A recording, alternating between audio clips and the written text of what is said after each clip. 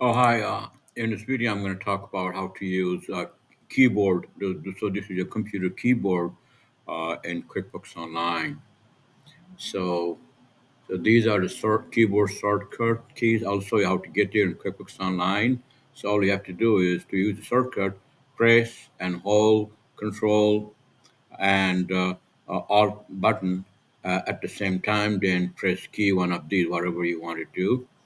Okay, so I'm going to go to QuickBooks Online and show you where to get there. Okay, so you on QuickBooks Online, and all you have to do is go to this gear icon and click the additional info. I'm not going to click this because I have the company code on this one. So this is all you got to do.